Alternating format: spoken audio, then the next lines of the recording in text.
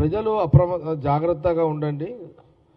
Doctor Ambedkar రాజ్యాంగాన్ని కాపాడుకుంటేనే దేశ ప్రజలు భద్రంగా ఉంటారు అని రాహుల్ గాంధీ గారు చాలా సీరియస్గా చేస్తున్న దేశ ప్రజల కోసం మేలు జరగాలని ప్రయత్నం చేస్తుందని దేశ ప్రజలు గమనించుకుండాలనేది ఒక దాని మీదనే ప్రెస్ మీట్ యాక్చువల్గా స్టార్ట్ అయ్యింది ఆల్రెడీ. నేను 3 రావడానికి నేను చెప్తున్నా, స్టార్ట్ అయింది ఆల్రెడీ. నేను 3 రావడానికి నేను చెప్పుకుంటున్నా మీకు. దానికి తోడు ఏంటంటే నేను ఏదైతే అనుకున్నానో అదంతా పేపర్ మీద పెట్టినా చదువుతా అంతా ఇంత, ఎందుకంటే దాదాపు చాలా పేజీలు ఉన్నాయి. ఇది చెప్పాలంటే లేట్ అవుతుంది, చదువుకుంటూ వెళ్ళిపోతా. అంతకుముందు జస్ట్ ఇట్లా కొన్ని విషయాలు మీకు చెప్తున్నాను. లేదే ఎవరి పనులు చేసుకోమని చెప్ప అంతే అంతే. నా పని నేను చేసుకుంటున్నా, ఎవరి పనులు చేసుకోమని. అంటే రాజ్యాంగము, అంబేద్కర్ రాజ్యాంగము దేశ ప్రజలకు ఒక కవచం లాంటిది. మీరు చరిత్రలో పోతే కవచం అంటే ఆ రోజు మహాభారతంలో కర్ణుడికి కవచం ఉన్నంత కాలం అతని ప్రాణహాని లేదు. విన్నారా? కర్ణుడికి కవచ కుండలాలు ఉన్నంత కాలము కర్ణుడికి చావు లేదు, చవరు చంపలేదు. మన చరిత్ర చాలా స్పష్టంగా మహాభారతంలో శ్రీకృష్ణుడు కూడా ఒక సందర్భంలో, శ్రీకృష్ణ భగవానుడు కూడా ఒక సందర్భంలో చెప్పిన దాన్ని మనం అందరం కూడా గూగుల్లో దొరుకుతుంది, మనం సినిమాలు చూసినాము, కథలలో స్టోరీ ఉంది అదంతా మహాభారతంలో. కర్ణుడికి కవచ కుండలాలు ఉన్నంత కాలము ఎవరు అతను ఎదిరించలేకపోయారు, అతను చంపలేకపోయారు. అరే ఫోన్ బంద్ పెట్టండి భయ్, ఎందుకు మనం ప్లీజ్ సైలెన్స్లో పెట్టుకోండి ఫోన్.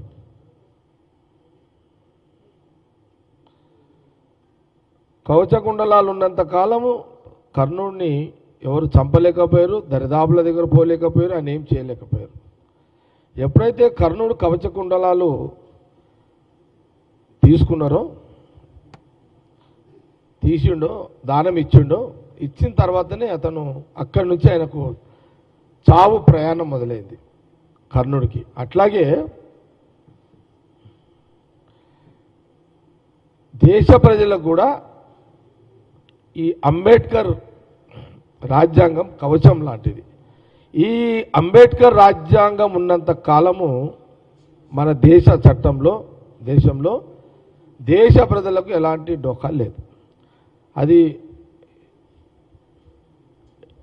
ఆ రాజ్యాంగము పోతది తీయాలని ఒక కుట్ర బీజేపీ ప్రభుత్వం పార్టీ చేస్తుంది. ఈ జాగ్రత్తలు నిన్నే బాబు, ఈ జాగ్రత్తలు తీసుకోండి అని రాహుల్ గాంధీ గారు పదే పార్లమెంట్ నుంచి మొదలుకుంటే సభల నుంచి మొదలుకుంటే పార్లమెంటు వరకు రాహుల్ గాంధీ గారు దేశ ప్రజలు జాగ్రత్త పడండి అని చెప్తున్నారు. అదే సారాంశం ఈరోజు ప్రెస్ మీట్. ముఖ్యంగా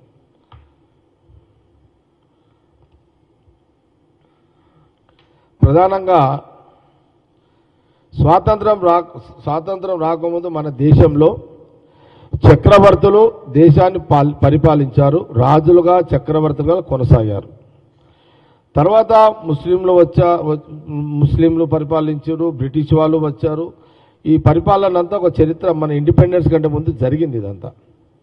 అంటే ఆ కాలంలో ఎన్నికల కమిషన్స్ లేవు, ఆ రోజులలో డైరెక్ట్గా ప్రజలే ఎన్నుకునేవాళ్ళు.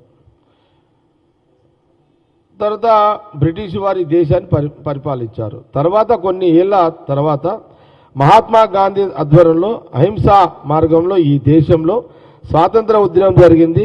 జవహర్లాల్ నెహ్రూ, మోతీలాల్ నెహ్రూ వాళ్ళ ఆస్తులను దారాదత్తం చేసి శాంతియుతంగా పోరాటం చేశారు, స్వతంత్రం తెచ్చారు.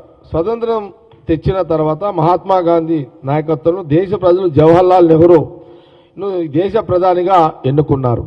నెహ్రూ ప్రధానమంత్రి అయిన తర్వాత ఆయన నాయకత్వంలో అంబేద్కర్ గారి ఆధ్వర్యంలో రాజ్యాంగాన్ని తయారు చేసుకున్నారు. అంబేద్కర్ రాజ్యాంగం దేశంలో ప్రజల సుఖశాంతులతో జీవించడానికి చట్టపరంగా న్యాయపరంగా దేశంలో వారి ఆస్తులను రక్షణ కల్పించేలా రాజ్యాంగాన్ని నెహ్రూ క్యాబినెట్లో ప్రవేశపెట్టిన ఆమోదం తెలిపారు. తర్వాత 16 ఏళ్ల పాటు నెహ్రూ ప్రధానమంత్రిగా ఎన్నికల కమిషన్ ఆధ్వర్యంలో జరిగిన తొలి ఎన్నికల్లో విజయం సాధించారు. ఓటు ద్వారా ఆ కాలంలో దేశంలో అభివృద్ధి మొదలైంది. ఇండస్ట్రీస్ కానీ, వ్యవసాయం కానీ, ఆహార భద్రత కానీ ఇవన్నీ నెహ్రూ ప్రారంభించినవే. మనిషికి కావాల్సింది ఏంటిది? ఆహారము, ఆరోగ్యము, చదువు, ఉపాధి. ఇలా గ్రామం నుంచి పట్టణం వరకు ప్రతి మానవుడు జీవించే క్రమంలో అన్ని ఏర్పాట్లయ్యే వ్యవస్థను జవహర్లాల్ నెహ్రూ గారు ఆ రోజు తయారు చేయడం జరిగింది. దాని తర్వాత ఇందిరాగాంధీ గారు 15 సంవత్సరాల పాటు ప్రధానిగా సేవలు అందించారు. బ్యాంకుల గ్రామం నుంచి పట్టణం వరకు అందరికీ అందుబాటులో తీసుకొచ్చారు. ఏది? బ్యాంక్స్. అంటే జనరల్గా ఏంటంటే గతంలో మన ప్రైవేట్ ఉంటుండే, అవన్నీ ప్రభుత్వ పరంగా బ్యాంకులను ప్రజలకు తీసుకొచ్చారు. ఒకప్పుడు బాగా డబ్బులున్న వాళ్ళు గుడి కిందనో సంపదను దాచుకునేవాళ్ళు. అంతేనా పవన్? కరెక్టే కదా హిస్టరీలో? ఇంట్లో గుంతలు తవ్వి ఇళ్లలో ధనాన్ని దాచిపెట్టుకునేవాళ్ళు, దాన్ని దాచుకునేవారు. స్వాతంత్రం వచ్చిన తర్వాత డబ్బులున్న వాళ్ళే బ్యాంకులు పెట్టారు. బ్యాంకులు ప్రైవేట్ రంగంలో ఉండేవి. ఆ బ్యాంకులను ఇందిరమ్మ ప్రభుత్వం పరం చేసింది. ప్రజలు తమ డబ్బులను అక్కడ దాచుకునే అవకాశం కల్పించింది. ప్రతి పేదవాడు భూమిని, అంటే ప్రతి బ్యాంకులను కూడా పట్టణాల్లో, గ్రామాలలో ప్రభుత్వమే బ్యాంకులు ఏర్పాటు చేసి వాళ్ళ డబ్బుకు భద్రత కల్పించే ఒక ఏర్పాటును ఆ రోజు ఇందిరాగాంధీ గారు చేశారు. ఆ రోజున ప్రతి పేదవాడికి భూమి ఇచ్చి వ్యవసాయం చేసుకొని బ్రతికేలా చేశారు. ఇల్లు ఇచ్చారు, వ్యవసాయం చేయడానికి సదుపాయాలు కూడా కల్పించారు ఇందిరాగాంధీ గారు. ఆ తర్వాత రాజీవ్ గాంధీ గారు వచ్చారు, ఐటీ టెక్నాలజీ తీసుకొచ్చారు. ఈరోజు ఐటీలో లక్షల మందికి ఉద్యోగాలు వస్తున్నాయంటే రాజీవ్ గాంధీ గారు వేసిన ఫౌండేషన్ కారణం. సెల్ ఫోన్ వాడకం అందరికీ అందుబాటులోకి రావడం, ఇలాంటివి రాజీవ్ గాంధీ ప్రణాళికలో భాగమే. 18 ఏళ్ల యువతీ యువకులను ఓటు హక్కు కల్పించిన ఘనత కూడా రాజీవ్ గాంధీదే. దేశ భవిష్యత్తు నిర్ణయించే పాలకులను ఎన్నుకోవడంలో యువతీ యువకులను భాగస్వామ్యం చేసింది రాజీవ్ గాంధీ వారే. జవహర్లాల్ నెహ్రూ, అంబేద్కర్ గారు, ఇందిరాగాంధీ గారు దేశ ప్రజల హక్కులు కల్పించడం, వారికి అండగా ఉండడం, ఆదుకోవడం దృష్టి పెట్టారు. అప్పుడు బీజేపీ లేదు, మోడీ లేరు, అమిత్ షా లేరు. వీళ్ళెవరూ లేనప్పుడే దేశం అభివృద్ధికి పునాదులు వేసింది ఇందిరాగాంధీ గారు, రాజీవ్ గాంధీ గారు, సోనియా గాంధీ గారు సూచనలతో ప్రధాని పదవి చేపట్టిన పివి నరసింహారావు గారు రాష్ట్ర ఆర్థిక సంస్కరణలు తీసుకొచ్చారు ఆ రోజు సోనియా గాంధీ గారి సూచనలలో. దాని తర్వాత సోనియా గాంధీ నాయకత్వంలో మన్మోహన్ సింగ్ గారి నేతృత్వంలో ఉపాధి హామీ పథకం లాంటి పథకాలు తీసుకొచ్చారు. ఈరోజు దేశంలో ప్రతి వ్యక్తి స్వేచ్ఛగా స్వతంత్రంగా జీవిస్తున్నారంటే కారణం జవహర్లాల్ నెహ్రూ నుంచి ఇందిరాగాంధీ, రాజీవ్ గాంధీ, మన్మోహన్ సింగ్లు వాళ్ళు వేసినటువంటి ఫౌండేషన్. ఈవెన్ కాంగ్రెస్ పార్టీ మద్దతుతో కొందరు ప్రధానమంత్రులు అయ్యారు. వారు కూడా రాజకీయాలు పక్కన పెట్టి పనిచేశారు. అంటే ఎన్నికలకు ముందు రాజకీయాలు, ఎన్నికల తర్వాత రాజకీయాలతో సంబంధం లేకుండా పాలన చేశారు. అది ప్రజలు గమనించాలి.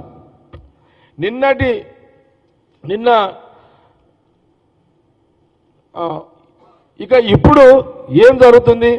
రాహుల్ గాంధీగా ముత్తాత మోతీలాల్ నెహ్రూ, తాత జవహర్లాల్ నెహ్రూ, నాయనమ్మ ఇందిరాగాంధీ గారు, తండ్రి రాజీవ్ గాంధీ గారు, తల్లి సోనియా గాంధీ గారు, పివి నరసింహారావు, మన్మోహన్ సింగ్లు సుదీర్ఘ పాలనలో సుపరిపాలన అందించారు. ఈరోజు అన్ని మనం అనుభవిస్తున్నామంటే ఆనాటి నుంచి ఈనాటి వరకు రాహుల్ గాంధీ గారి కుటుంబమే. అన్నిటికీ కారణం కదా, ఫౌండేషన్ వాళ్ళదే కదా అనేది కాంగ్రెస్ పార్టీ మీడియా ద్వారా స్పష్టం చేస్తున్నది. కానీ 2014లో మోడీ ప్రధానమంత్రి అయ్యాక, అంటే 2014లో ప్రజలు ఎన్నుకున్నారు, అందులో ఏం డౌట్ లేదు. అయ్యాక మళ్ళీ రెండో ఎన్నికలకు 2019లో ఎన్నికల కమిషన్ను అడ్డం పెట్టుకొని కొన్ని సీట్లు మెరుగుపరుచుకొని షార్ట్కట్లో ఆ ఎన్నికల కమిషన్ ద్వారా ఓటు చోరీ చేసి అధికారంలోకి వచ్చారు. అందుకే రాహుల్ గాంధీ గారు పోరాడుతున్నారు. ప్రతి ఒక్కరూ ఓటు చోరీకి గురైందని, దొంగలించబడుతుందని దీనివల్ల ప్రమాదంలో పడుతున్నాం, జాగ్రత్త పడండి అని రాహుల్ గాంధీ గారు అంటున్నారు. ఓటు చోరీతో దేశ ప్రజల హక్కుల కారణమే పడుతున్నాయి అని రాహుల్ గాంధీ గారు చాలా స్పష్టంగా తెలియజేస్తున్నారు. ప్రజల హక్కులు అంటే ఏంటి? వాళ్ళకు ఆర్థిక భద్రత ఉండాలి, స్వేచ్ఛగా నిద్రపోగలగాలి, ఆరోగ్య వ్యవస్థ అందుబాటులో ఉండాలి, విద్యా సంస్థలు ఉండాలి, ప్రజలకు సౌకర్యాలు ఉండాలి, ప్రభుత్వం ద్వారా ఆహార భద్రతతో పాటు శాంతి భద్రతలు జీవించే వ్యవస్థ ఉండాలి. కానీ ఇవన్నీ ఎప్పుడు ఉంటాయి? ప్రజలు తమకు నచ్చిన వారికి స్వేచ్ఛగా ఓటు వేసినప్పుడు మాత్రమే ఉంటాయి. కానీ ఇప్పుడు ఏం జరుగుతుంది? ఓటు దొంగలించబడుతుంది. అలా దొంగలించబడిన ఓట్లతోనే బీజేపీ అధికారంలోకి వస్తుంది. మోడీ ప్రధాని అవుతున్నారు. ఇది రాను రాను దేశాన్ని మరింత ప్రమాదంలోకి నెడుతుందని రాహుల్ గాంధీ గారు అందరినీ అలర్ట్ చేస్తున్నారు. ఎందుకు చేస్తున్నారు? మన కోసమే కదా రాహుల్ గాంధీ గారు చేస్తుంది ఇదంతా. కాబట్టి తెలంగాణ ఆంధ్ర ప్రజలే కాదు, దేశ ప్రజలు కూడా ఆలోచన చేసుకోవాలి. ప్రతిపక్ష నాయకుడిగా రాహుల్ గాంధీ గారు మాట్లాడుతున్నారు. దేశ ప్రజలతో పాటు తెలంగాణ ఆంధ్రప్రదేశ్ ప్రజలు జాగ్రత్త పడండి, అలర్ట్గా ఉండండి. రానున్న ఎన్నికల్లో అంటే ఎన్నికలు ఇప్పుడు ఎట్లా తయారైపోయినాయి అంటే, వాస్తవం కూడా చెప్పాలంటే బీజేపీ ప్రభుత్వము, బీజేపీ పార్టీ కొంత భగవంతుని పేరు మీద కొంత ఓటు బ్యాంకు తయారు చేసుకుంటుంది, ఓట్లు వేయించుకుంటున్నారు. కొంత మతం పేరు మీద కొంత ఓటు గెలిపించుకొని ఒక 30, 40, 50 ఎంపీలను గెలిపించుకొని ఈ దేశంలో బీజేపీ ప్రభుత్వం అధికారంలోకి వస్తుంది.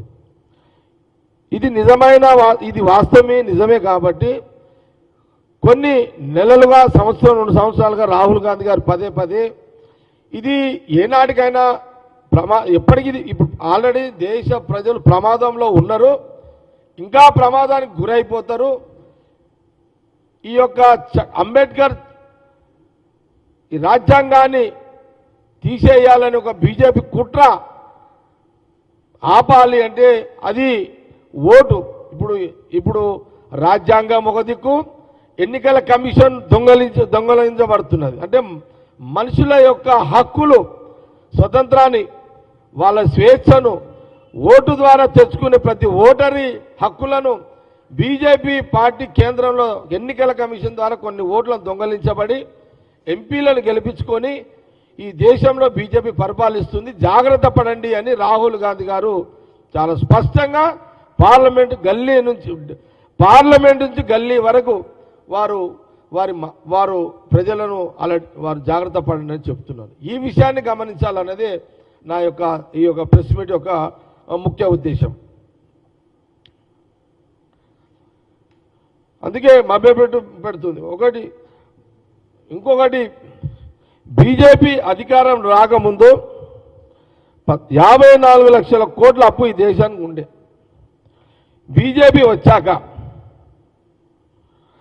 దాదాపు ఇప్పుడు 140 లక్షల కోట్ల అప్పు ఇప్పుడు ఉంది. అంటే ఇప్పుడు మనము 67 స్వతంత్రం వచ్చిన తర్వాత 67 సంవత్సరాలు పాలనలో మన దేశం యొక్క అప్పు కేవలం 54 లక్షలు. ఈ 11 సంవత్సరాలలో ఈ దేశం యొక్క అప్పు 147 లక్షల కోట్లు దాకా అప్పు ఈరోజు మనకు ఉంది. ఇది కూడా దేశ ప్రజలు గమనించాలన్నది నేను ఈ సందర్భంగా చెప్పడం కూడా జరుగుతుంది.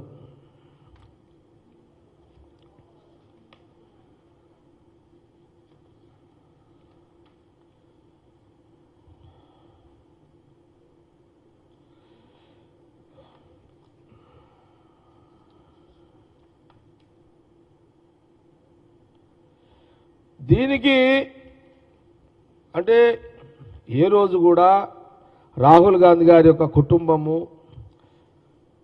ఓట్ల కోసమో అధికారం కోసమో ఎప్పుడు కూడా వాళ్ళు జీవిస్తలేరు. వాళ్ళు ఆనాటి నుంచి ఈనాటి వరకు కూడా రాహుల్ గాంధీ గారు ఆ కుటుంబము దేశ ప్రజలు బాగుండాలి,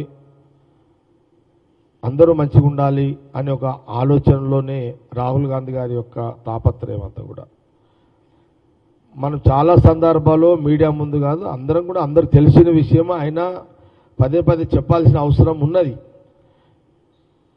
మరి అనేక సందర్భాల్లో వాళ్ళ కుటుంబంలో ఆస్తుల త్యాగమే కాదు, ప్రాణ త్యాగాలు కూడా చేసిన చరిత్ర ఉన్నది ఇందిరాగాంధీ గారు, రాజీవ్ గాంధీ గారు.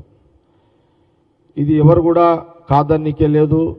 ఇవన్నీ మన ముందున్న నిజాలు. ఇవన్నీ కూడా రాహుల్ గాంధీ గారు ప్రధానమంత్రి కావాలనుకుంటే 10 ఏళ్ల కిందనే ప్రధానమంత్రి అయ్యేవాడు. కానీ ఆ రోజు మన్మోహన్ సింగ్ గారిని పెట్టి ఒక మంచి పరిపాలన అందించారు. ఈ ఉపాధి హామీ చూడండి, ఈ ఉపాధి హామీ వల్ల గ్రామంలో ప్రతి గ్రామంలో ప్రతి పేదవాడు, ప్రతి కుటుంబంలో 5 మంది ఉంటే కూడా ఆ గ్రామాన్ని అభివృద్ధి చేసుకుంటూ వాళ్ళు జీవించడానికి ఒక ఉపాధి హామీ పథకాన్ని మరి ఆ రోజు సోనియా గాంధీ గారి యొక్క నాయకత్వంలో రాహుల్ గాంధీ గారు, మరి మన్మోహన్ సింగ్ గారు ప్రధానమంత్రిగా మరి కొన్ని సంవత్సరాలు ఈ ఉపాధి హామీ వల్ల దేశ ప్రజల ఆర్థిక వ్యవస్థ అందుబాటులో తీసుకురావడం జరిగింది. ఇది ఇలాంటి అనేక సంస్కరణలు ప్రజలు బాగుండాలి, ప్రజల దగ్గర డబ్బు అందుబాటులో ఉండాలి, ప్రతి పేదవాడికి డబ్బు అందుబాటులో ఉండాలి, ఆ గ్రామంలో అందుబాటులో ఉండాలనే ఒక ప్రక్రియలో భాగమే మరి ఈ యొక్క ఉపాధి హామీ పథకం. అందుకే నేను కొంత చదవడం జరిగింది. కాబట్టి ఇదంతా కూడా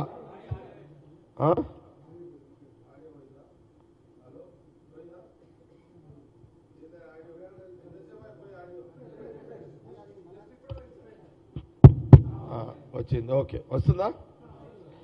అయితే మనము పదే నేను చాలా సందర్భాల్లో అందరూ అంటారు, అరే మీకు కూడా అనిపిస్తవచ్చు, జగన్ వస్తే రాహుల్ గాంధీ అంటాడు, ఇందిరాగాంధీ అంటాడు, నెహ్రూ అంటాడు, మోతీలాల్ నెహ్రూ అంటాడు, రాజీవ్ గాంధీ అంటాడు, సోనియా గాంధీ అంటాడు. ఈరోజు ఈ గాంధీ భవన్లో మీడియా వాళ్ళు కానీ, ఈరోజు కెమెరామెన్లు కానీ, ఈరోజు మీరు ఫోన్లలో మీరు కొడుతున్నారు నేను మాట్లాడుతుంటే. ఇవన్నీ కూడా ఇంత టెక్నాలజీ తీసుకొచ్చింది ఎవరు? రాజీవ్ గాంధీ గారు. మీరు రాజీవ్ గాంధీని యాడ్ చేస్తున్నారా? మీరు చేస్తలేరు. మీరు ఎవరిని యాడ్ చేస్తున్నారు? అంతా మోడీ. ఏం చేసిండు మోడీ? ఇప్పుడు ఒకటి చెప్పండి, మీరే చెప్పండి, జర్నలిస్టులే చెప్పండి, అడుగుతున్నా. ఏం చేసిండు చెప్పు, మోడీది ఒక్కటి చెప్పండి. ఏమంటే యుద్ధం చేసి, ఎందుకు యుద్ధం? ఎవడు చేయమన్నాడు ఆ యుద్ధం? ఎవరి కోసమే ఆ యుద్ధం చేసినావు? మీరు యుద్ధం అనగానే బ్రేకింగ్లు వేస్తారు మీరు. పేదవాడు బతకడానికి సోనియా గాంధీ, రాహుల్ గాంధీ గారు, వారి నాయకత్వంలో మన్మోహన్ సింగ్ గారు గ్రామాల్లో ఆర్థిక వ్యవస్థను మెరుగుపరిచే దాంట్లో వాళ్ళు చేస్తే అది జ్ఞాపకం చేయరు. ఊళ్ళలో బ్యాంకులు తెచ్చిన ఇందిరాగాంధీ గారిని జ్ఞాపకం చేసి మర్చిపోతున్నారు. 18 ఏళ్ళకే ఓటు హక్కు ఇచ్చినటువంటి రాజీవ్ గాంధీ గారిని మర్చిపోతున్నారు మీరు. టెక్నాలజీ తెచ్చింది అది మర్చిపోతున్నారు. ఆ ఫోన్లే వాడుతున్నారు, అన్ని వాడుతున్నారు, మళ్ళీ ఆయన మర్చిపోతున్నారు. ఐఐటి ఇన్స్టిట్యూషన్ తెచ్చింది వాళ్ళే.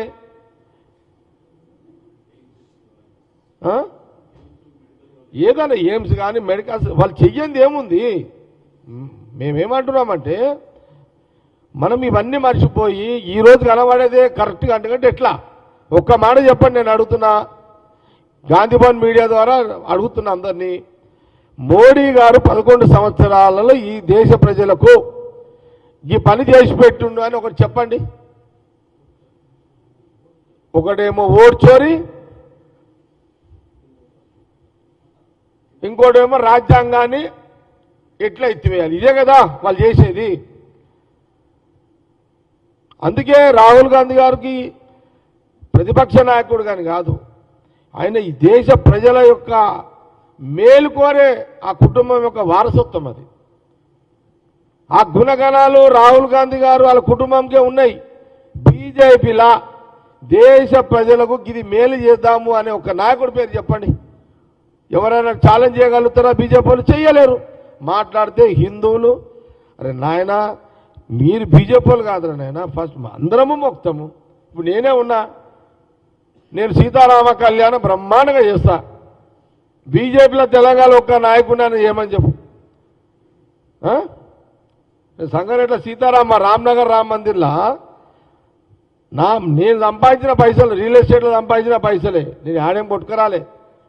నేను రియల్ ఎస్టేట్లో సంపాదించిన పైసలతోటి దగ్గర దగ్గర ఒక మంచి బ్రహ్మాండంగా ఊరు పబ్లిక్ వస్తుంది కళ్యాణానికి, సీతారామ కళ్యాణానికి.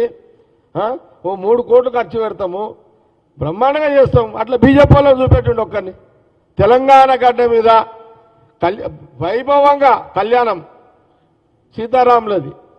బీజేపీ వాడు ఒక్కడైనా హైదరాబాద్లో ఉన్నాడా, ఆంధ్రప్రదేశ్లో హైదరాబాద్లో చెప్పుడే అక్కడన్నా.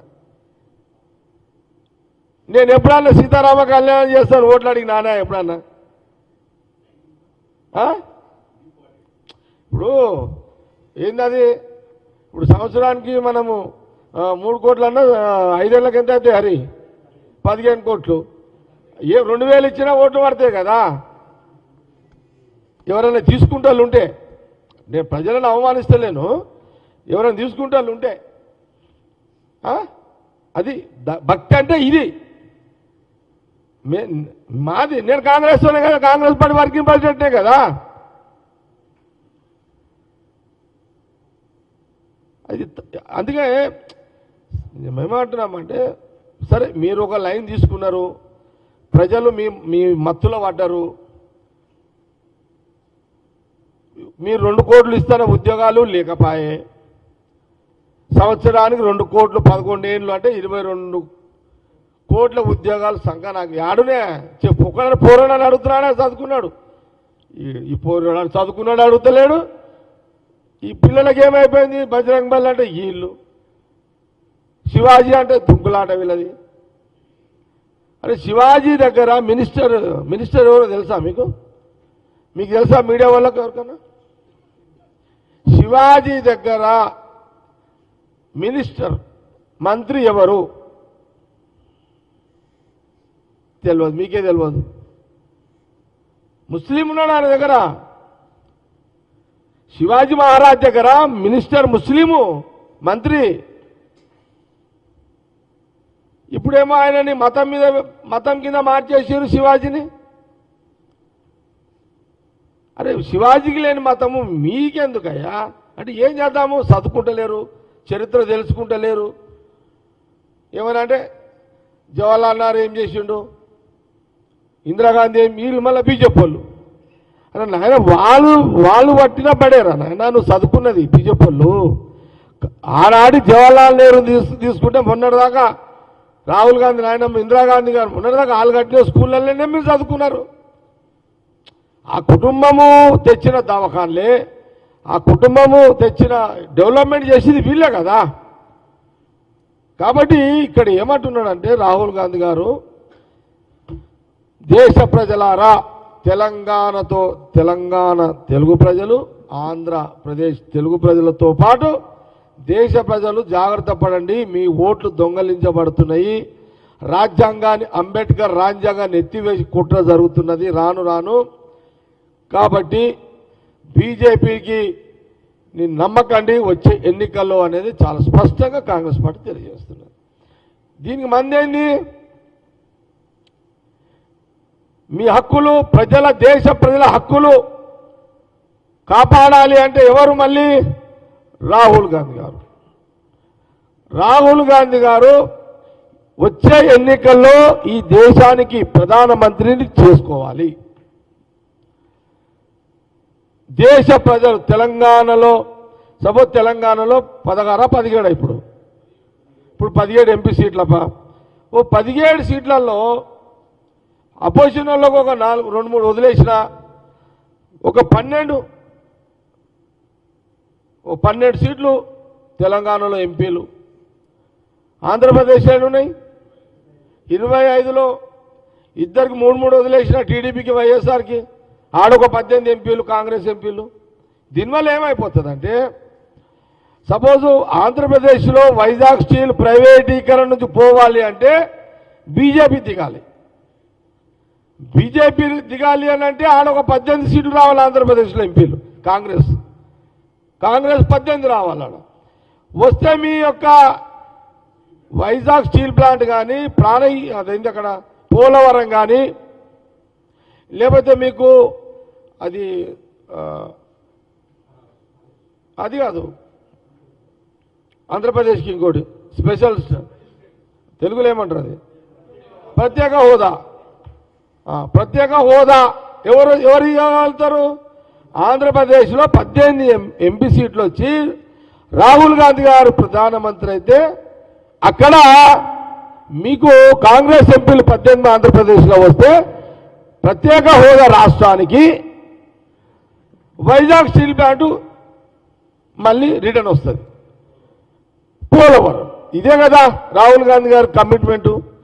ఇక్కడ తెలంగాణ ఇస్తానని ఇచ్చేసిండు, ఆడ 3 ఇచ్చేస్తాడు మళ్ళీ మీకు. పోనీ ఇది చంద్రబాబు నాయుడు గారితో జగన్తో అవుతుందా? కాదు. వీళ్ళిద్దరు పోయి మోడీ గారి దగ్గర కూర్చొని చేస్తారా? చెయ్యరు. మరి ఎవరు చేయాలి? ఆంధ్రప్రదేశ్ ప్రజలు కూడా ఆలోచన చేసుకోవాలి. అట్లాగే తెలంగాణలో కూడా ఇక్కడ కూడా 12-13 ఎంపీ సీట్లు వస్తే ఏది డీలిమిటేషన్ కాకపోతే, డీలిమిటేషన్ అయితే ఎన్ని వస్తాయి ఎంపీలు? 25 వస్తాయి. 25లో తెలంగాణలో 20 మళ్ళా కాంగ్రెస్ ఎంపీలు, ఆంధ్రప్రదేశ్లో 30 అనుకో, 36 అనుకో, మళ్ళా అడుగు 30 ఏదో అడిగా. నేను ఏమంటున్నంటే ఇప్పుడు మనం బతకడానికి మన ఓటు ద్వారా మీరు ఇవన్నీ ఆలోచన చేయకుండా మీరు ఇట్లా ఓట్లని ఖరాబ్ చేసుకొని తర్వాత ఎవరిని తిడితే ఏం లాభము? దేవుడు కూడా ఏం చేస్తాడు? మీకు ఇచ్చాడు కదా, దేవుడు ఏమంటున్నాడు? అరే నాయన మీ ఓటు సద్వినియోగం చేసుకొని అంటాడు దేవుడు కూడా. నువ్వు ఓటు ఒకరికి వేసి దేవుని మొక్కితే దేవుడు ఏం చేస్తాడు? భగవంతుడు కూడా ఏం చేయలేడు కదా. అందుకే రాహుల్ గాంధీ గారు పదే తెలంగాణ ఆంధ్రప్రదేశ్ ప్రజలతో పాటు దేశ ప్రజలకు కూడా జాగ్రత్త పడండి, మీ ఓట్లు మీకు తెలియకుండా దొంగ ఓట్లు తయారవుతున్నాయి, ఓట్లు వేస్తున్నారు, జాగ్రత్త పడండి అని అంటున్నాడు. ఎప్పుడైతే ఇప్పుడు సపోజ్ ఈ దేశంలో 540 ఎంపీలు 500 ఎంపీలు ఎన్నికలు జరిగితే ఒక 300 ఎంపీ సీట్లు కాంగ్రెస్ ఎంపీలు గెలిస్తే ఈ దేశంని ఈ యొక్క రాజ్యాంగాన్ని కాపాడుతాడు రాహుల్ గాంధీ గారు. 543 ఎంపీ సీట్లకు పోటీ జరిగితే 300 సీట్లు ఎంపీలను కాంగ్రెస్ గెలిపిస్తే అప్పుడు ఈ దేశ ప్రజలకు మీరు కోరుకున్న ఇంకా అన్నిటికంటే మెయిన్ ఏంటంటే ఈ రాజ్యాంగాన్ని చట్టాన్ని కాపాడతాడు. దానివల్ల మీరు సుఖశాంతులతో జీవించే ఆ చట్టాన్ని కాపాడతాడు. ఇది గమనించండి. లేదు ప్రధానమంత్రి మోడీ ప్రభుత్వము డీలిమిటేషన్ ఒకవేళ చేస్తే అయితే, నాకు తెలియదు అవుతుందో కాదో, అయితే ఎంత అప్పుడు సీట్లు? 835. 835లో నిజంగా ఎన్నికలు జరిగితే అప్పుడు ఎంపీ ఎన్నికలు జరిగితే అప్పుడు 500 ఎంపీ సీట్లు కాంగ్రెస్వి గెలిపియాలి ప్రజలు. గెలిపిస్తే 543 ఉంటేనేమో 300 కాంగ్రెస్ ఎంపీలు, 835 వస్తేనేమో 500 ఎంపీ కాంగ్రెస్ ఎంపీలు గెలిపించాలన్నదే కాంగ్రెస్ పార్టీ తెలంగాణ భవన్ నుంచి మీడియా ద్వారా 2 రాష్ట్రాల ప్రజల పాటు దేశ ప్రజలకు తెలియజేయడం జరుగుతుంది.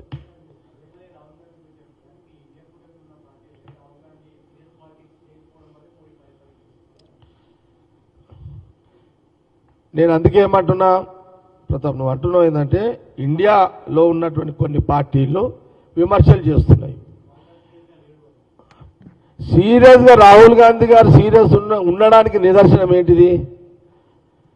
అదే కదా, సంవిధాన్ బచావ్ అని ఎందుకు అంటున్నాడు? రాజ్యాంగాన్ని కాపాడుకుందామని ఎందుకు అంటున్నాడు? సీరియస్నెస్ ఉంది కాబట్టే కదా ఆయన ఈ పోరాటం చేస్తుంది. అందుకే నేనేమంటున్నా అంటే నేను ఇండియా కూటమి అంటలేను ఇప్పుడు. ఇక అది ఇండియా కూటమి అనేది అది రాహుల్ గాంధీ గారి లెవెల్లో చూసుకుంటారు. అసలు నేనేం అడుగుతున్నా, అందుకే తెలంగాణ ఆంధ్రప్రదేశ్ ప్రజలతోటి అప్పీల్ ఏం చేస్తున్నా, ఇక్కడ కాంగ్రెస్ డైరెక్ట్గా కాంగ్రెస్లో గెలిపియండి. ఇక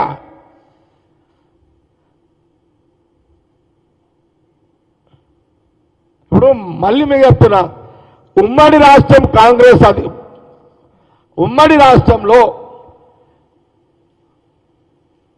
సోనియా గాంధీ గారి నాయకత్వంలో, రాహుల్ గాంధీ గారి నాయకత్వంలో ఆ రోజు ఈ దేశానికి 10 సంవత్సరాలు కేంద్రంలో యూపీఏ గవర్నమెంట్ ఉండే, కాంగ్రెస్ ఉండే.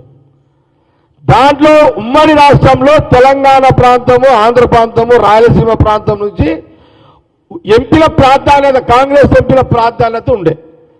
దానివల్లనే ఆ రోజు యూపీఏ గవర్నమెంట్ వచ్చింది. ఆ 10 సంవత్సరాల కాలంలో ఉమ్మడి రాష్ట్ర ప్రజలు హ్యాపీగానే ఉన్నారు కదా.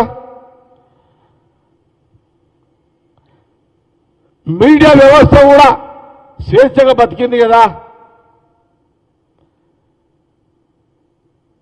మళ్ళీ ఇక్కడ ఏం చెప్తున్నా, ఇప్పుడు 2 రాష్ట్రాలు అయిపోయినాయి కాబట్టి ఉమ్మడి రాష్ట్రంలో కాంగ్రెస్ ఎంపీలను ఎట్లయితే గెలిపించి కేంద్రంలో అధికారం కోసం మీరు సపోర్ట్ ఇచ్చారో ఈ 2 రాష్ట్ర ప్రజలు ఆ రోజున మళ్ళీ వచ్చే ఎన్నికల్లో రాహుల్ గాంధీ ప్రధాని కావడానికి అలాంటి రిజల్టే ఇవ్వాలనేదే నేను ఈ మీడియా కాన్ఫరెన్స్ ద్వారా తెలియజేస్తున్నాను.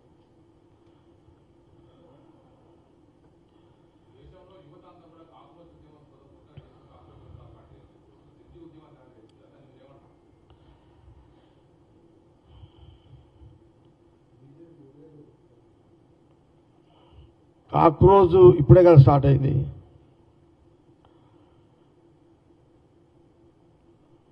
ఈ కాక్రోజు అనేది ఒక వాళ్ళ ఉద్దేశం ఇంకా పూర్తిగా రావాలి బయటికి, వాళ్ళు పూర్తిగా రావాలి. ఇంకా ఇప్పుడు వాళ్ళ కాన్సెప్ట్, వాళ్ళ ఆలోచన ఇంకా రావాలి బయటికి. వాళ్ళు మోడీ 11 ఏళ్ల పాలన చూసింది, ఏంటది, అది ఏమంటారు తెలుగు, కాక్రోజు ఉద్యమము, ఆ వ్యవస్థాపకులు ఎవరైతే ఉన్నారో కాక్రోచ్,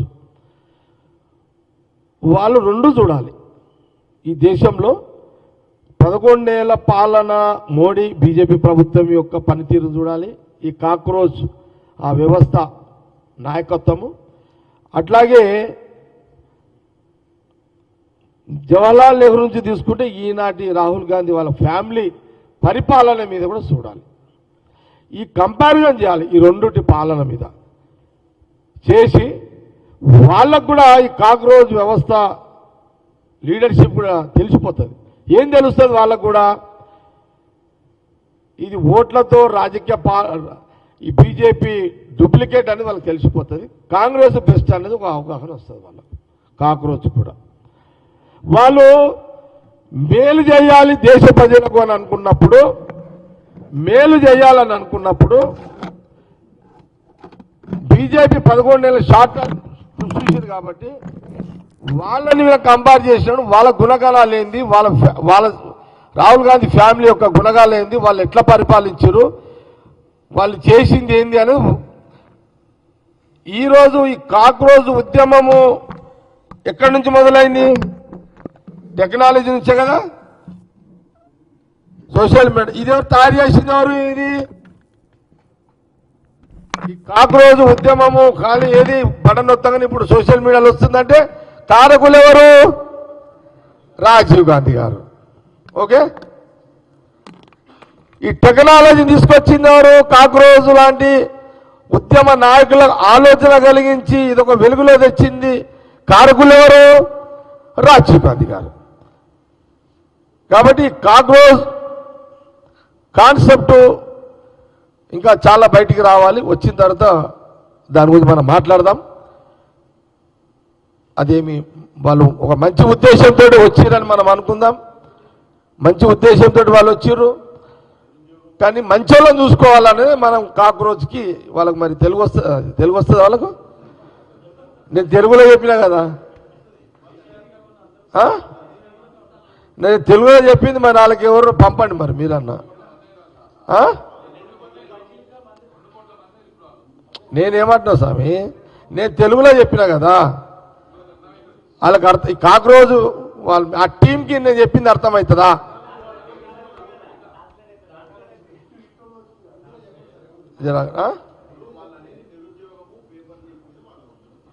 లేదు నేనేమంటా, నేను చూసినది, నేను చూసినాడుగా నేను కూడా ఒక సెకండ్ అరే ఇదేందో ఉన్నదని అనుకున్నా.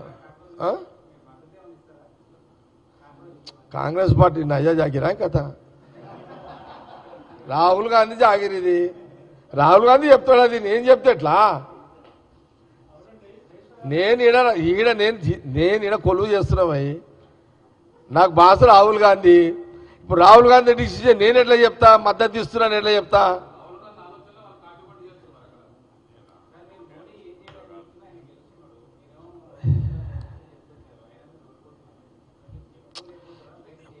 ఏదన్నా రాకేష్, ఏది నిజం నిజమే, చరిత్ర చరిత్రనే. చరిత్రని ఎవరు కాదన్నారు కదా. నేను ఒక కర్ణుని గురించి కోడ్ చేసినట్టు చరిత్ర కదా, హిస్టరీ కదా. నేను ఒక కర్ణుడు గురించి కోడ్ చేసిన చరిత్ర.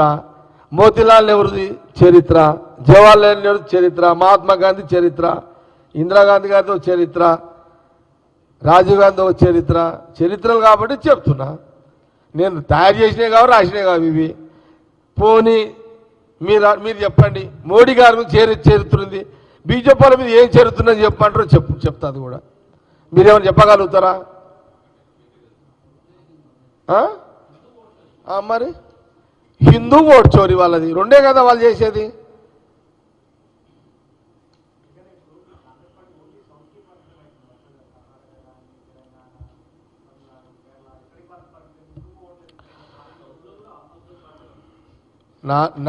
నాకైతే ఒక అంచనా కనబడుతుంది.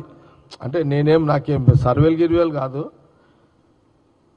దేశ ప్రజలు రాహుల్ గాంధీ ప్రధానమంత్రిని చెయ్యాలి, ఈసారి చేస్తేనే కొంత మనకు బాగుంటుంది అనే ఆలోచన ప్రజలు ఆలోచన చేస్తున్నట్టుగా కనబడుతుంది.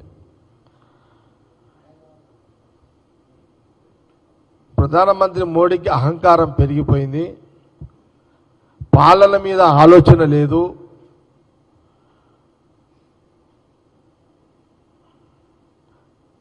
ప్రజలు ఏది చెప్తే అది గుడ్డిగా ఓట్లు వేస్తారు. వాళ్ళు ఓట్లు లేకపోయినా దొంగ ఓట్లు వేసుకోవచ్చు.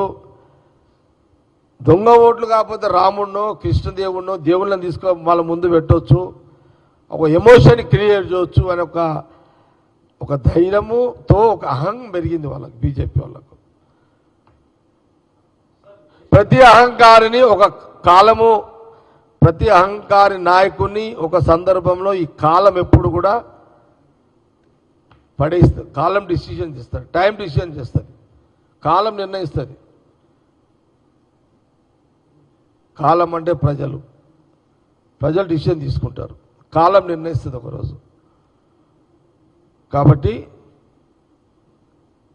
ఇంకేం డౌట్లు ఉన్నాయా?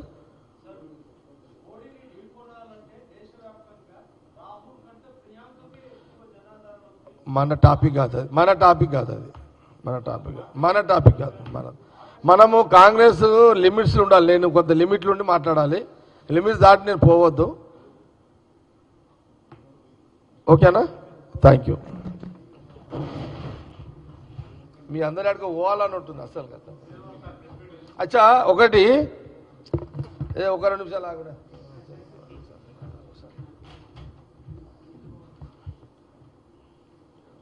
నేను యాక్చువల్గా ఇంగ్లీష్లో కూడా రాసుకొచ్చింది.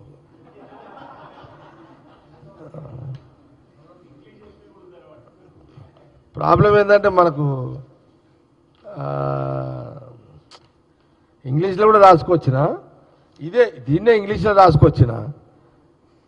ఇప్పుడు మీరు అంటే మనకు అంత టైం లేదు కాబట్టి ఇంగ్లీష్ ప్రెస్ నోట్ రిలీజ్ చేస్తా. అట్లా కాకుండా నాకు కూడా పెద్ద చదువు కష్టం కదా.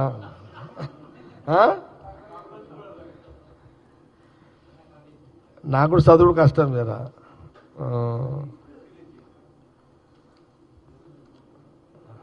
ఆ? ఈ రెండు ఇది ఆ? కింద సంతకం పెట్టేస్తా, అన్నిటి మీద సంతకం పెడతా. ఆ? లేదు సంతకం పెట్టేస్తున్నంత అందరికీ ఇది వేసేసాను. ఇది నాకు కూడా మీడియాకి.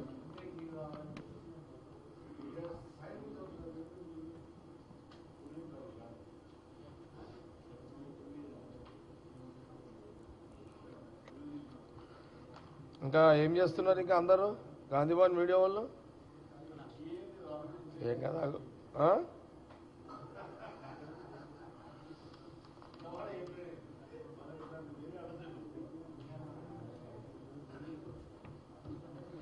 బాబు గారి ప్రెస్ మీట్ ఉందా?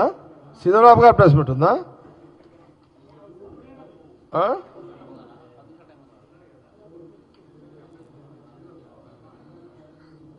అచ్చా సడన్లీగా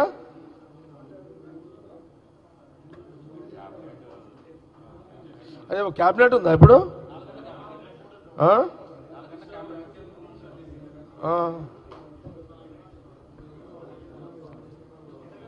అన్నిటికీ నువ్వు రాసి తెలంగాణ జగ్గారెడ్డి తెలంగాణ రాసి నువ్వు నాకేయి అందరికి ఇదే కాపీ ఇచ్చేసాయి. తెలుగు కూడా నీ దగ్గర పెట్టుకో.